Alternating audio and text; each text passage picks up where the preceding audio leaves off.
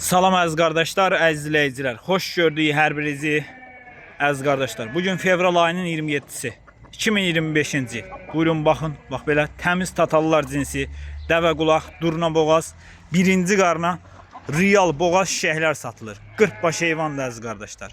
Videoya sona qədər baxın, tam ətraflı heyvanlardan məlumatınız olsun.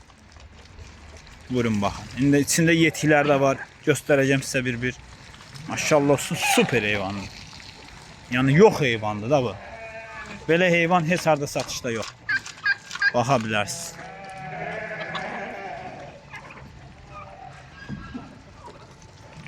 Büyünə səhərədir. Buyurun bax. Görürsünüz. Axşama da doğan heyvan. Ay maşallah. İçində bax elələri çoxdur əziz qardaşlar. İndi bir göstərəcəm bax. Baba yeline bakın. Buyurun bak.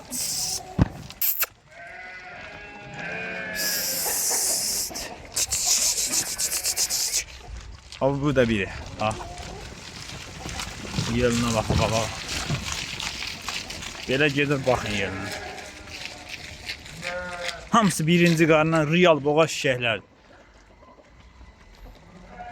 Durna boğaz dəvə qulaq. Kim almaq istəyirsə bu üçün əlaqə saxlasın.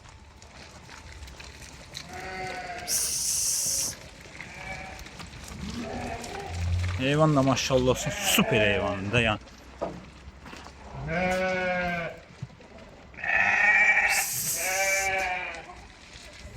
Akşama doğan heyvanlar. Bak. Ay maşallah.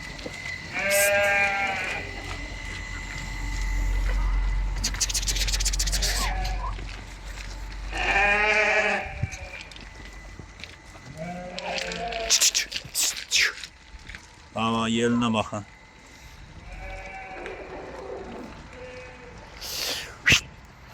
Buna bak.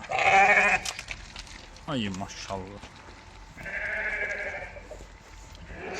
Bir qapının heyvanıdır. Fermadan gəlib satılır. Kim almaq istəyirsə əlaqə saxlasın. Çöl heyvanı. Bilənlər bilir də bu nə heyvandır, maşallah olsun. Durna kimi heyvanlar. Hamısı da birinci qarna real boğaz şişəklər.